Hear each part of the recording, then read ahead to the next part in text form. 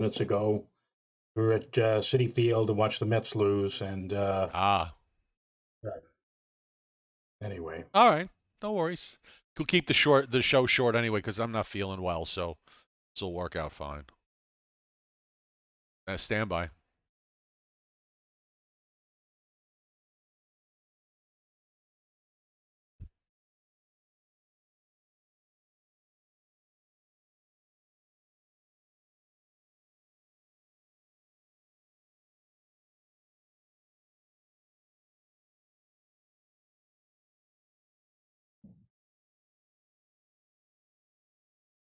We're marching ever closer to hot weather that is heading to the east.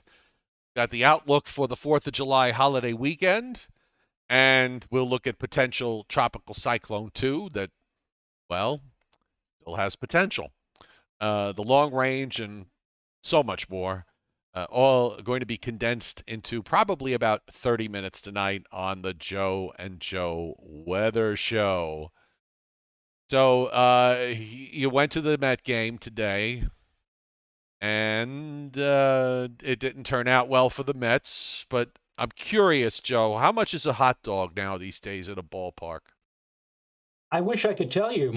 This was a Father's Day gift from both my son Joseph and my daughter Maria, and they paid for everything. Oh, I that's offered to nice. pay. I get this now for parking. For parking, it costs $30. That's $30 to put your car, and it's not even at the stadium. This is at the marina. And you know what's sad? For all of my life, it was always the World's Fair Marina. Now they've just taken the World's Fair off the sign, and it's simply known as the the marina. marina. But Well, that was and, creative. Yeah, you have to give them that. yeah, as far as the hot dogs, as soon as we got in, even before we got to our seat, my son said, "I'm hungry. I want a hot dog," and he left my daughter and I, standing in an aisle for 5 minutes, and then when he came back, he had 3 hot dogs, and they would not allow me to pay for anything. So I don't know. We had hot dogs, we had popcorn, Coke. Um, it was it was a very very nice gesture.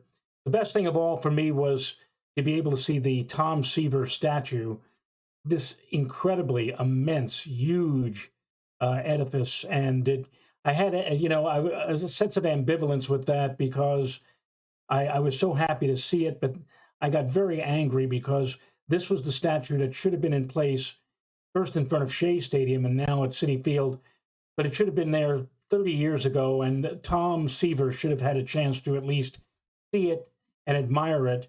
And thankfully, the new ownership now made it happen. And angry that Tom never got a chance to see it, but very happy to have been able to see it for myself. Right. As far as the game is concerned, to quote my older brother-in-law, it blew. It was a pitcher's matchup. It was a pitcher's matchup. The Mets and the Astros, they matched zeros for 8 innings, and then in the ninth inning, Joe, an Astro hitter who was batting less than 100. His batting average was less than 100, and he had driven in a grand total of 1 run for the entire season to date. And this batter came to the plate and chose that moment with a runner on first to hit his very first home run. I mean, the last person you would have expected to hit a home run, and this guy hit a home run, and the Astros beat the Mets 2-0. So there you go. All right. But it was a lovely day. Well, good. As a long lovely as day.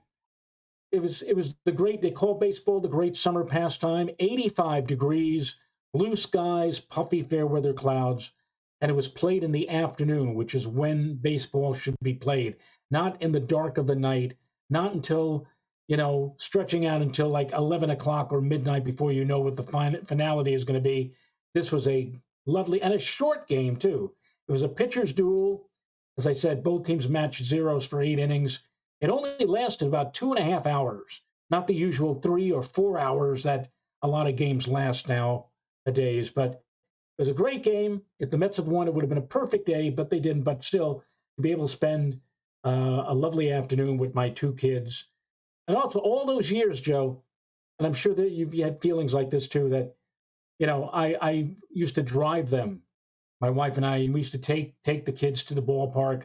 And in fact, even when my son was like a baby, we'd take him into Shea Stadium. We didn't have to pay for him, but we hold him on our lap and everything.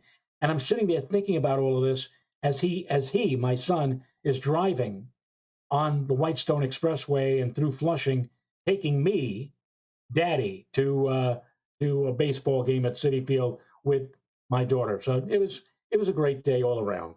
But I'm tired. I'm sure you are. I went to Pixley today. I had an appointment at the eye doctor. 2 hours, Joe. 2 hours. It was actually a little bit more than that. And the thing was, it wasn't so much having to wait for the doctor. Actually, that wasn't the problem. My appointment was for 1:30, and I got taken in at 1:30. The time consuming part of it was waiting to have somebody help me to pick out pick out my frames for my glasses. And unfortunately, I had these I had these two ladies in front ahead of me that were sitting down, but one in particular, Joe, she must have had like 20 frames on the table, and she's trying each one on. I like this one. Ah, I don't like that one. So I'm standing there, of course, with my bad leg in my boot, and the woman helper said, why don't you just go have a seat, and we'll just call you when it's time. And and I said to say, and don't worry, I'll be much faster because I already actually had picked out my frames. And then a minor moment of angst was when I took my wallet out to give them my health insurance card. My wallet dropped onto the ground, so I picked it up and put it in my pocket, not thinking twice about it. And I noticed as I was leaving that my debit card and my Amazon Prime credit card were gone. Uh, uh-oh. Now, the thing is, I mean, I knew they fell out of my wallet. I just didn't know where. And except for one supermarket that I stopped into this week, I haven't really been anywhere. So either the cards were at the house and they fell out of my pocket, or they fell out somewhere. But no one, nobody used them or robbed. As it turned out, after I left, I had stopped at that supermarket to pick up a few things, and I asked them if they found anything, and they had said no. And then I was just leaving there. The eye doctor's office called and said, "We found your credit card and your Amazon card and your debit card. They apparently had fallen out of my wallet and kind of went down the sides of the chair that I was sitting in." So that had a happy ending with just a minor inconvenience. Jay-Z Photography, the first super chat hit tonight. Looking forward to the weekend. Was a hot but dry on Rikers. Okay.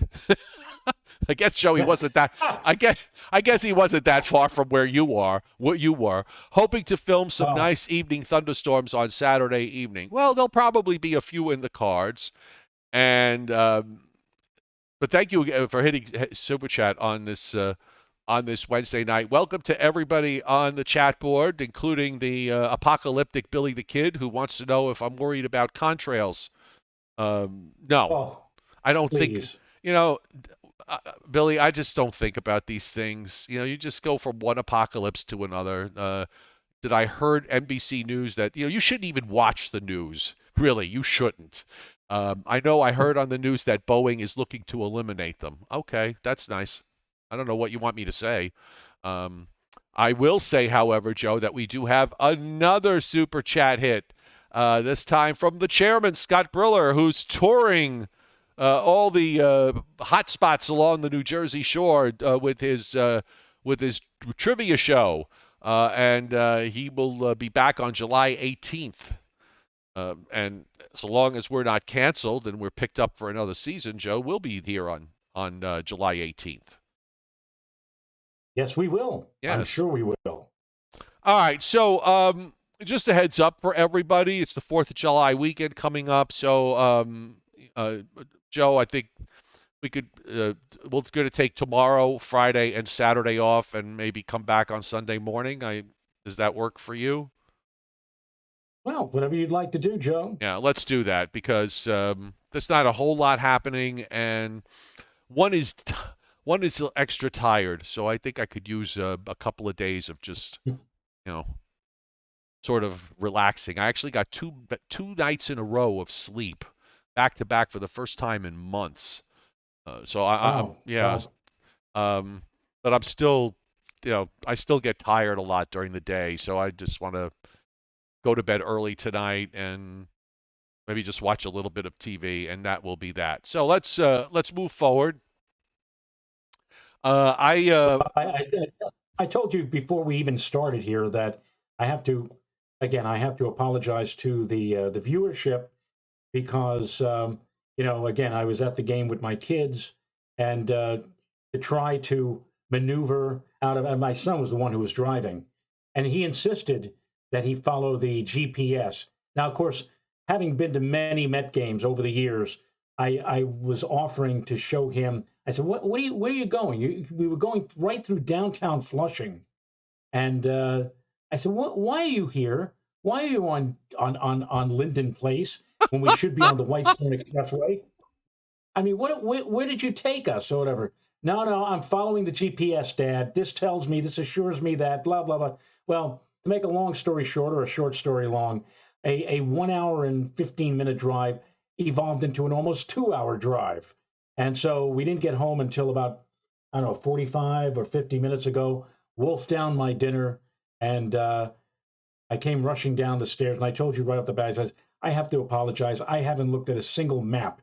So anything that you show right now just say yes. Will be new for me. Right, and just agree with me. Just say yes. You're right. I will agree. Just say yes. You're right. Yes. Yes, I agree Yes. with right. Oh, perfect. Then we'll have a perfect show. Satellite tonight. Well, we do have an upper trough moving across upstate New York and New England. It's producing some showers there, but it was pretty much another nice day. And the dew points today were in the 50s.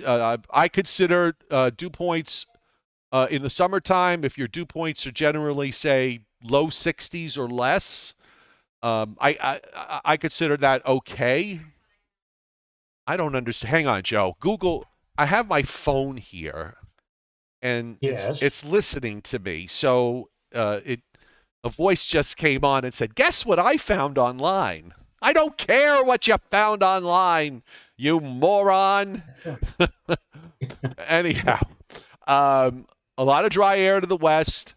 You could see clouds moving into the western lakes. So we've got some showers and thunderstorms and severe weather risk up in that area, which we'll get to. Some showers and storms along the Gulf Coast, clouds pushing northward. I actually had some rumbles of thunder and a few raindrops here earlier in the mountains of North Georgia. That's extends from south of Nova Scotia across the Gulf states into disturbed weather in the Gulf of Mexico, which really is not doing anything. There's actually an upper low that's sitting out there, so it's hard to imagine that system could develop. Stranger things have happened, but I'm just not seeing it.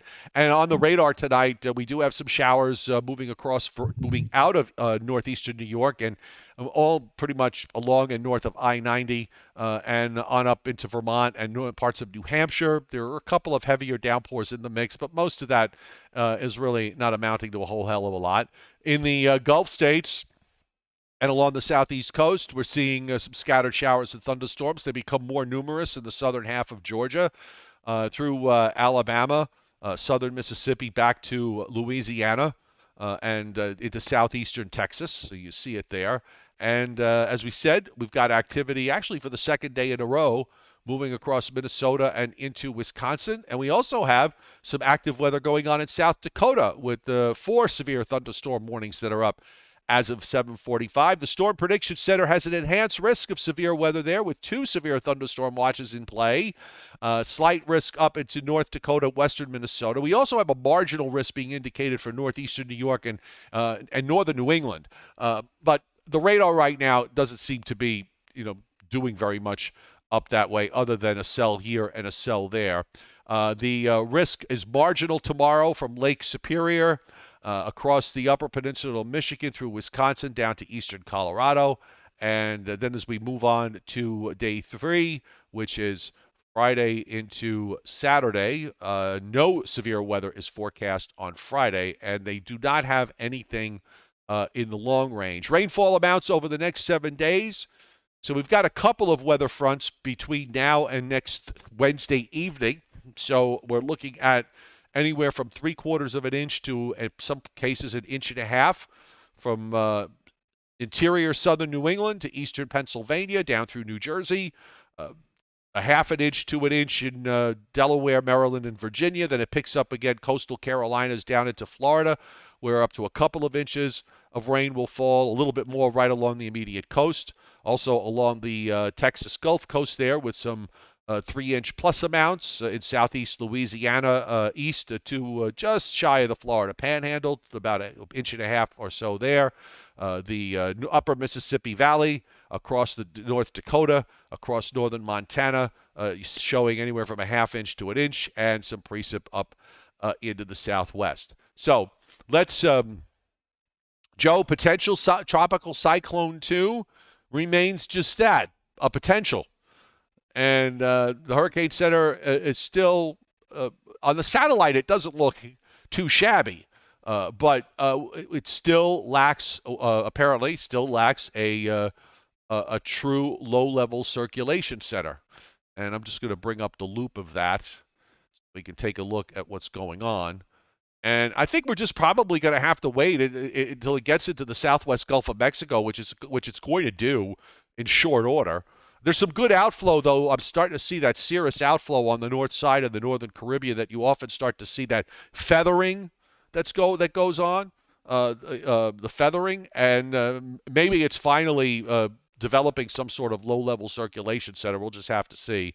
But so far, it's just too close to the north coast of South America. That really is what's getting in the way of this developing at this stage of the game.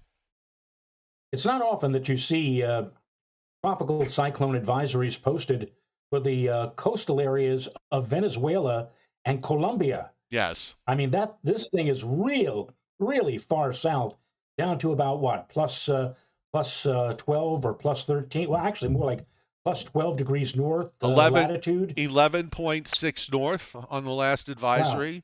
Wow. 11.6 north and 69.7 west.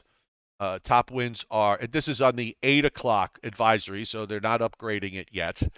Top winds are 40 miles an hour, moving west at 21, and the Hurricane Center strengthens this to a tropical storm. All the hurricane tracking models have this inside this, I guess the cone of uncertainty or the cone of shame, however you want to refer to it.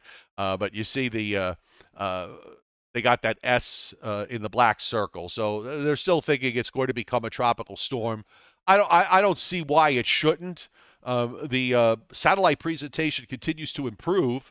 From what I'm looking, there's a ball of convection that's right near what could be a low-level circulation center. And let me just check to see if there's on Tropical Tidbits, if you go to Aircraft Recon, in case you've never done this, there is... All right, there's a plane headed there now, apparently, but it just left.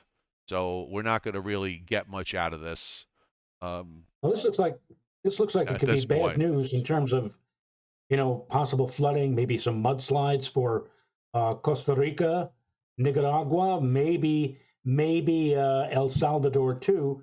But what really opens my eyes on this particular projected path is that the very last location or locator for this system is 2 o'clock next Monday afternoon, and by then they've got a letter H indicating hurricane in the Pacific Ocean. Yes. So this is going to be one of those rare systems that start out in the Atlantic waters and may end up in the Pacific as a hurricane.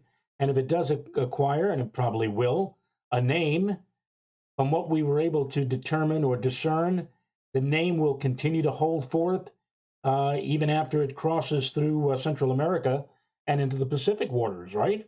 Yeah, that could very well be. It's actually, if the track is right, the forecast track models actually turn this south of due west across the southern Caribbean. So it's going to cross Central America in an area that's actually quite narrow.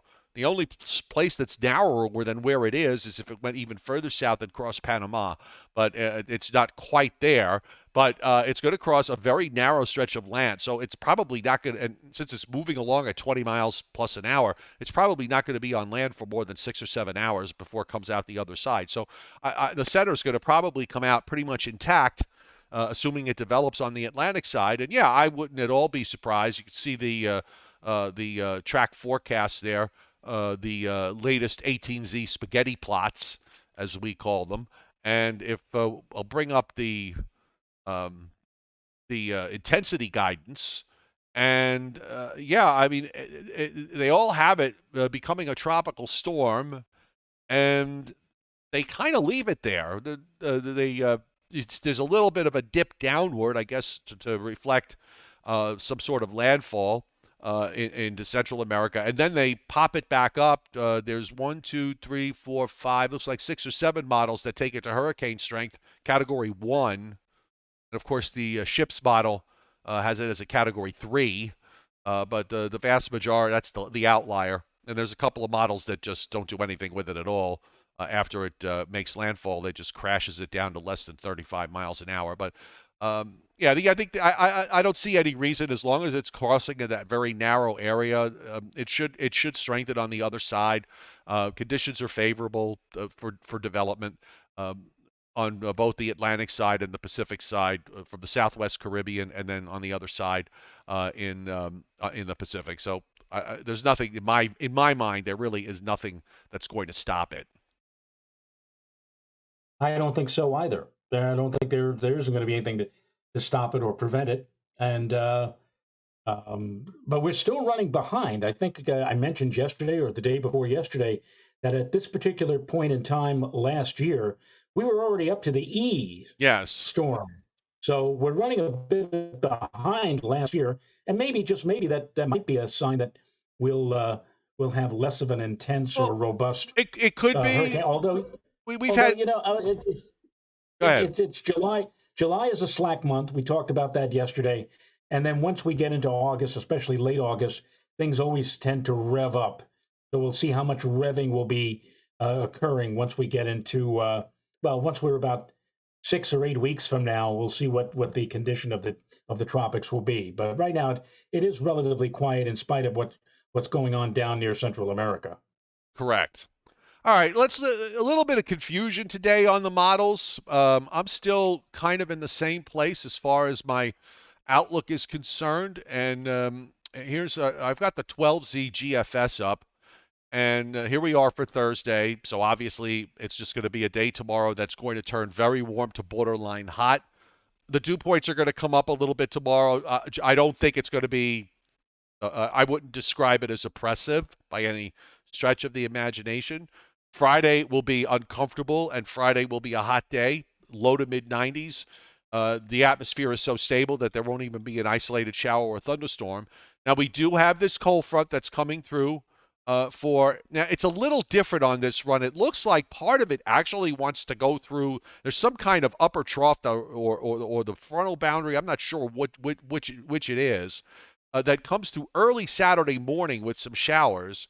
And then it sort of lingers, and then it fires up some more showers and thunderstorms Saturday afternoon and Saturday evening, mostly in central and south Jersey. And the front just on the GFS gets hung up so that we actually have showers from eastern Pennsylvania to southern New England around Sunday morning before they all move out later in the morning, and then we start to see the front push further to the south.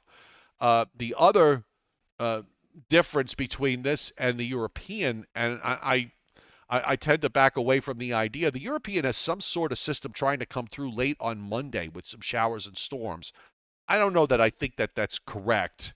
No, I don't think so. Yeah, I mean, yeah, we've been saying for so long that of the upcoming weekend, that probably the one day that stands out as a nice day would be Sunday. Yeah, I was thinking would be Monday. Monday. Would be Monday, but And I holiday. also think, by the way, because it's a little different. What the other difference on this run is that the trough to the east. Yesterday it just kind of looked sort of flattish, but now it's gone to where it's going to strengthen the upper low in eastern Canada. So I think that speaks well for the dew points on Monday. I think we could go back to saying that it could be downright comfortable on Monday in most locations, rather than being maybe a bit on the muggy side, at least from what I saw. And then the other thing about next week, Joe, is that there's a vigorous system that's coming out of the northern plains that moves across the lakes with some showers and thunderstorms. This would be Tuesday night and into Wednesday morning. It's got a fairly vigorous area that moves across New York State, New Jersey, and most of New England into Wednesday morning. That's another low and cold front, and then it actually fires up some big thunderstorms in the afternoon from central New Jersey westward. We'll have to see what the upper air looks like. And then that goes by. Then there's another tropical system that the GFS is pinning its hopes on, which the European I didn't see anything on the European, but there's another that tropical wave that's behind this one. It takes it across the Caribbean and brings it into the western Gulf of Mexico. So who knows at the end of next week? So who knows if that's even real or not? But we know when the models show a tropical system down there, it can impact what it's picturing for the areas to the north. So we have to kind of look at this and say, well, I don't know, we'll see. But it's the same thing, Joe. There's no change in the next 7 days. We've got this flow out of Canada that's going to shoot down weather fronts every 3 days or so, and that's going to continue, probably at least into the first 10 days of July. I don't see anything in the long range that suggests that pattern is going to change. It looks like I'm not going to say we're stuck in the same kind of deal or the same kind of pattern, but we're in a pattern where if we do see changes, it's going to be very, very slow to occur. So. Oh yeah, I'm just looking. I got the upper air up. I mean, that is a vigorous cutoff in Labrador. That is really impressive for July 4th. And the westerlies go all the way down to southern Virginia, North Carolina. You see the upper high, the ridge, continues to be in this sort of very flat east-west fashion from the Atlantic, sort of a narrow part of that ridge of the Atlantic, and then you've got this upper high that sits across Texas. So obviously in that region that I just drew underneath the upper high, that's where your heat's going to be.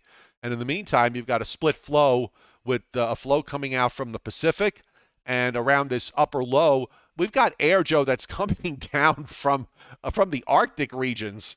Remember, they got 24 hours of daylight, so that air is dry, but that air is usually very dry, and it's not all that cold. But nonetheless, it's one of those setups that you get a nice air mass to come down of Canada, and you can smell the Canadian pines in the air, as we've often heard say. So Casperism.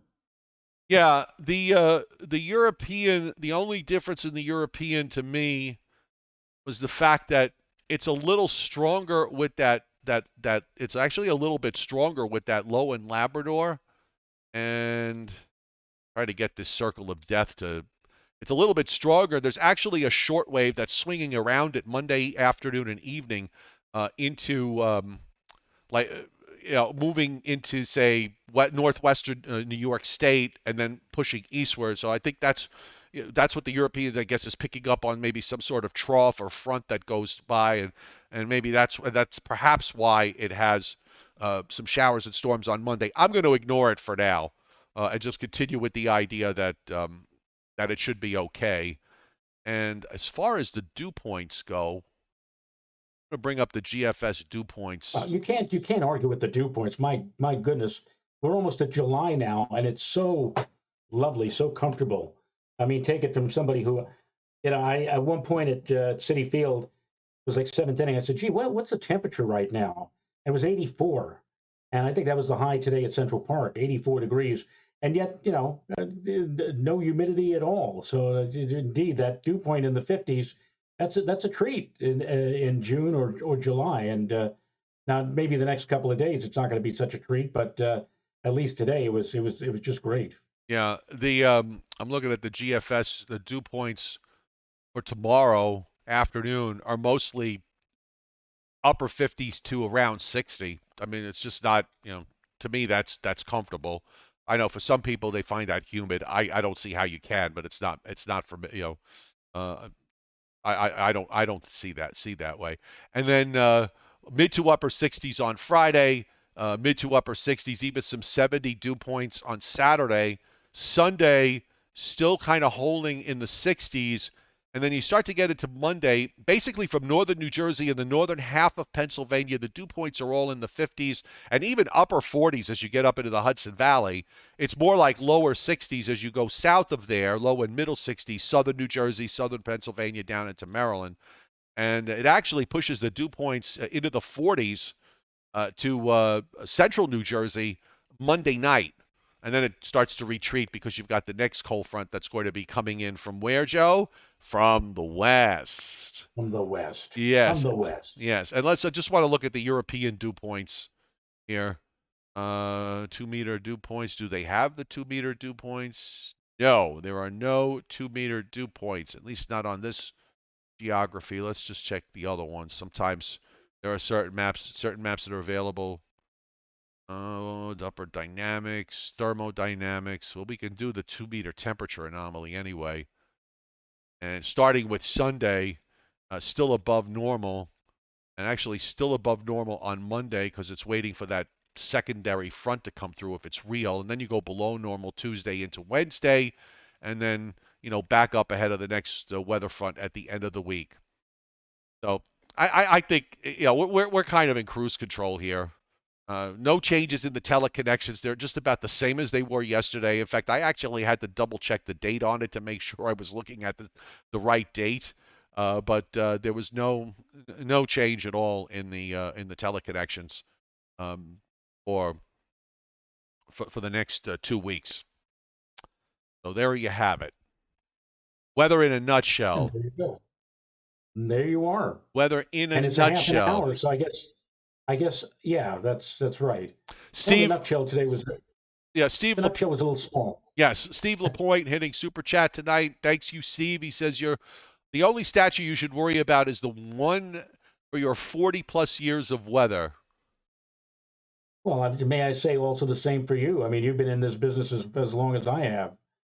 So I guess the two of us have something to be proud of that we've been able to do this for 4 decades. Oh, I know. God, I still can't believe that. It is, yeah. I have a tough time sometimes grasping the passage of time. Remember that the days are an eternity, and the years just fly by. And I think there's a lot of there are some days that feel like an eternity, and the years just fly by. And somebody once said that to me, and I thought that what that's so true. Leon of Lindenhurst with the cackling chicken there hitting super chat. Thank you, Leon. Most appreciated as always. That's a chicken. Are you sure? It looks like a green peach. Oh, I thought it was a chicken. No, a green hare. Well, I don't know. Yeah, that is an upper low, Johnny Quest, over Florida, so I'm not really too concerned about that. So no worries there. And I just saw that Chuck Cardillo's on the board tonight, and we wish Chuck a speedy recovery because he had his hernia operation. That was a resounding success, and they fixed him up, but good, and he'll be back on his feet in no time. But where's that question? I thought I saw you had a question. I've lost. He's asking on the chat board. Chuck is asking, why don't we take the whole weekend off? You deserve a break. I can't speak for Joe, but I appreciate that. But Sunday is the day before the 4th of July, and I know a lot of people probably would want to know about the weather for. I know up here in the Hudson Valley, they're having a big fireworks display at Kensico Dam that night. That's Sunday night, the 3rd of July. So, and of course, the 4th is the following day. So I think, Joe, we could do another short show on Sunday just to give people an idea what is happening in terms of weather for outdoor plans, both for Sunday and also for Monday, too. Billy the Kid, continuing on his apocalyptic march, wants to know if the eye doctor found any cataracts.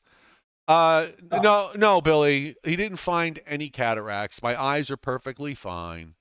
Anything else? There was no sign of There was no sign of high blood pressure, no sign that I had a stroke.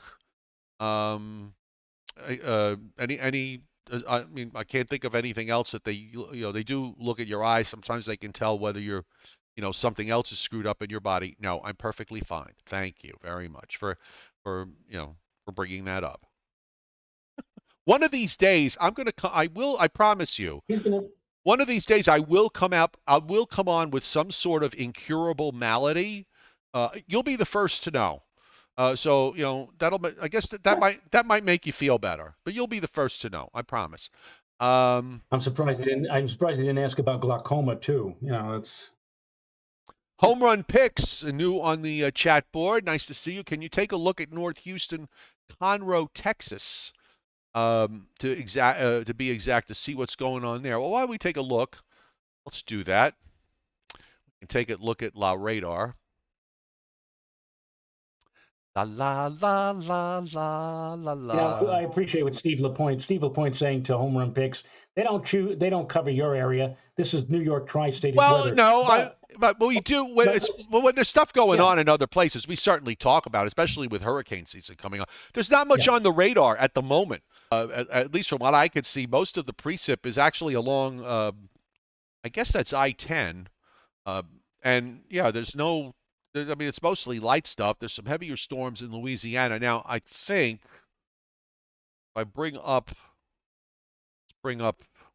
hold on, let me find a better shot here.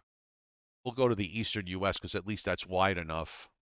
I'll put the radar. Let's go to the GFS. No, I didn't want that. Oh, God. There we go. Finally. Billy the Kid, by the way, says, I don't pray, Joe, I don't pray on that on anyone. I like you. I'm sure he did. I'm not sure whether or not. It's just that you're so, it's like, it's always in this like negative place. I just can't bear it. There is, the GFS actually does have a cluster of storms that forms overnight that comes right along the coast. Looks like south and west of Houston. There's like a cluster there of some heavier rains, and then it just sort of goes away and then flares up again later tomorrow, mostly to the northeast of Houston on the second part of it. Now, there's nothing. The stuff that's in the Gulf of Mexico, excuse me, the stuff in the Gulf of Mexico just simply does not impress me. So I'm not really too concerned with that. It's actually far enough offshore that I don't see it being a big bother. Yeah, Dennis Cassius says you're right, Dennis. Since my eyes are good, I can now check the calendar for the correct date. I put something up on this new weather platform that I'm part of. And I put the show up, and I'm sorry. Let me just get us back full screen. I put the show up in there, and good God, here we go. I deleted that page. I don't even know why it's still up there. But anyway, so I put up the show, and for some reason, I don't know why, I put up the date as June 26th. But I did say it was Tuesday. But it was the right show, but I put the date up wrong, and the platform is new, so they're kind of working on it. And if you're a forecast shopper, you'd love it. It's MetX, MET, capital X. Tomorrow.io is the website. If you're a forecast shopper, there's so many forecasters on there from different areas. If you're the person who likes to forecast shop, and you know, Joe, how I feel about forecast shopping, this is the site for you. And they've got an app, and they're adding stuff to it all the time. So I just put the link up there so you can follow me on this. It's tomorrow.io metx, METX, and they pinned the link at the top of the chat board. Go ahead and click on it and go ahead and follow me. I put stuff on there, during the day, and of course there's always my subscription site, which is patreon.com/meteorologist Joe Chaffee. And there you are. Mm-hmm. What's your plans for tomorrow? I don't know yet. It's going to be a warmer day. It'll be obviously a fair dry day. I don't know quite yet what to do. I'm still kind of still trying to recover from today. So Mm-hmm. we'll see. I'm sure there'll be things to do tomorrow or Friday. Moving on into the holiday weekend. Yes. I don't have any plan. Actually, I'm going to a chicken wing cook-off on Saturday that some friends of mine are having. So I'm looking forward to that. That's my only plan. So to Is it?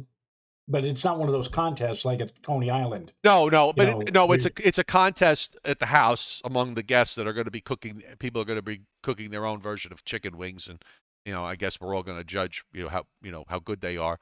Okay, so let but me it's not going to be like Coney Island where who can we eat the most chicken wings in X number of minutes or whatever. right, yeah, and hopefully I can keep it down. So I'll say so. A forecast shopper is my loving term for someone who uh, basically what a forecast shopper does is that they'll come to me and they'll ask me what my forecast is, or they'll come to Joe Rayo and ask what his forecast is, and then they'll say, well, so and so, just fill in the blank to somebody, another forecaster. You're saying this, but so and so is saying something else. That's a forecast shopper. You find them especially active in the wintertime when, if you're going for 3 inches and somebody else is going for 6 inches and somebody else is only going for a coating to an inch. I can't stand people like that. I hate them. Eric Robertson, the weather app is mostly running. Okay, the home and the video page are still not working. There's some weird block that's in the server, and they're having a really tough time trying to figure out an end around to this. On the other hand, everything is on there. It's just on the other pages. So if you go to the posts page, if you go to the post pages on the app, you get the latest posts. If you go to the um, New Jersey uh, option, you could watch Weather in 5 in the Joe and Joe Weather Show, and notifications are still going out as far as I know. So because I get them when I send them out. So unfortunately, that's been a very Joe. I got so deep into tech hell this morning, but I managed to get out of a whole list of problems. So I'm back down to my original problem, which is trying to fix my weather the the home page and the video page on my weather app, and that's been a problem now for almost 2 months, and they still can't figure out how to fix it. So we can only hope and Technology. pray. Yeah. By the way, in technology, if you could just allow me to share one image, um, Yes. which I'm taking a look at. I'm taking a look at it for the first time, Yeah. but Go ahead. Miss Fowler, there is a MedX app, and it works fine on my phone on my Android device. But they just came online 3 weeks ago, so uh, there's going to be updates in the next couple of weeks that will address any other issues that are going on. Yeah, hang on a second, Joe. I'm going to do that right now. Let me just get rid of that page. Get this here. And okay, you're good to go. all right. I know you can empathize with this because you are a proud parent of three wonderful daughters, and whenever you're out with them, I'm sure you have much the same feelings as I had this afternoon when I was with my kiddies at City Field, and we Very were nice. out there enjoying the sun, the dry weather, the clouds. And there's my daughter Maria, my son Joseph. I'm of course in the middle there, in my Met attire, and behind us that magnificent. And if you've never seen this statue, if you get a chance to see it, you go to City Field.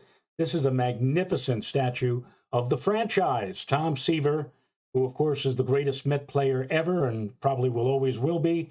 Uh, and again, a sense of ambivalence when I saw the statue. I was awed by it. It was just an incredible sight to look at from all different angles, but also anger because of the fact that this statue took so many years for the stupidity of the Met management finally to, come to fruition. This should have been up there 30 years ago when Tom himself was alive and would have had a chance to enjoy it. But they waited. I don't know.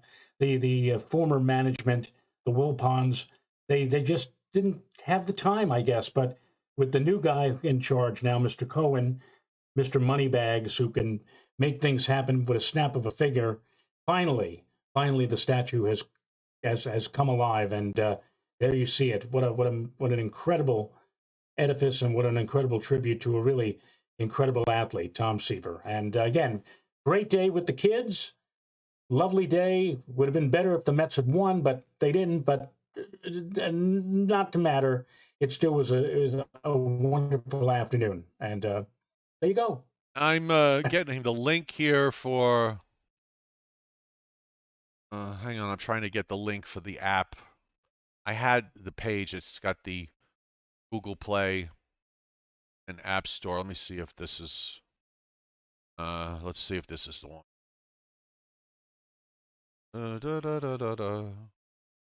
And loading. Nope.